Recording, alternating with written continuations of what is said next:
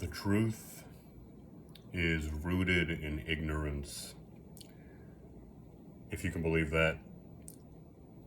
And I say that because the truth is very simple.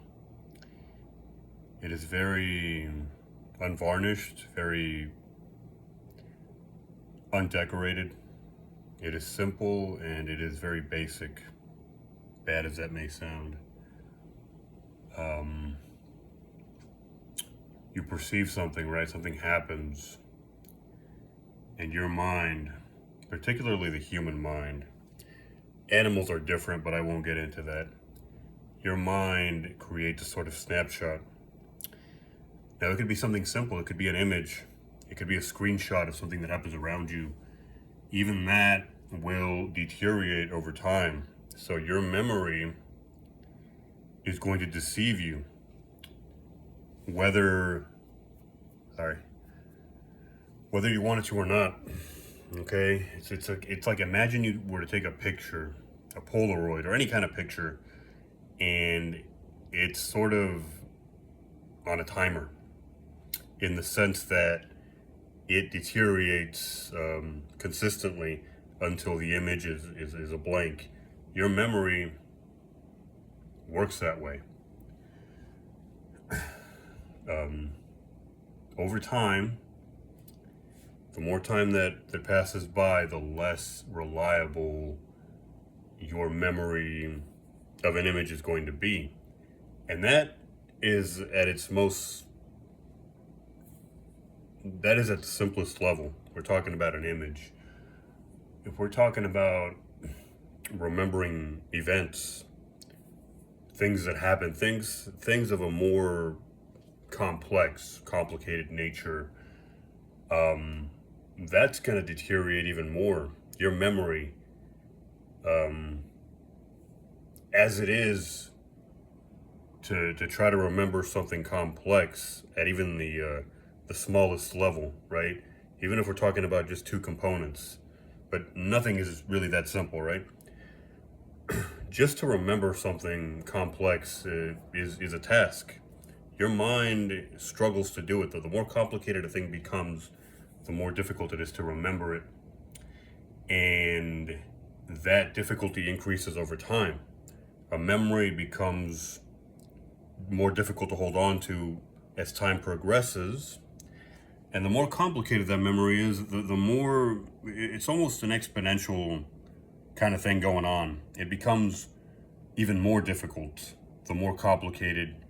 So every second that passes, let's say, the higher the complexity of a memory is, the more you're going to lose of it every second. So it's going to deteriorate even faster, right? You're going to lose it even faster. So what I'm trying to say is that the truth, when it comes to remembering it, we deceive ourselves even if we don't want to. Now, bring into that, okay, just trying to remember straight facts. But add to that the notion of polluting them with things that are already going on in your mind. Things which have already been polluted themselves, okay? You are not a pure, perfect, little beast. I hate to break it to you, and what goes on in your mind is not perfect. The things that are already in there have flaws of their own, and they're gonna be added to the mix. So look at all that, you take all that, put it together, right?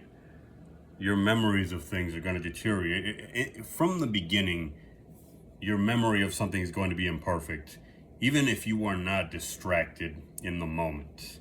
Even if you have a clear vision and you have about as clear as possible of a snapshot of what you've perceived, that will deteriorate over time. But in a real world, in an imperfect world, you are going to be distracted to some degree. So that already begins the process of deterioration, okay? So you're distracted to some extent, even if you don't think you are. time does its work, the memory becomes more and more deteriorated, and in real time, as all that is happening, the memory is becoming polluted by what you've already got going on in your mind. Never mind, sharing this with other people and letting their opinions kind of go into that mix and letting the idea go into their head and, do its thing. Now things are becoming even more complicated, right?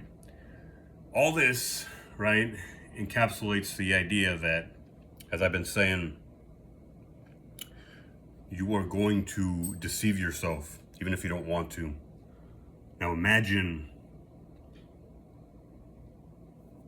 you are going to convolute the truth. I said you're going to deceive yourself, but let's go with you're gonna muddy the truth up, even if you don't want to.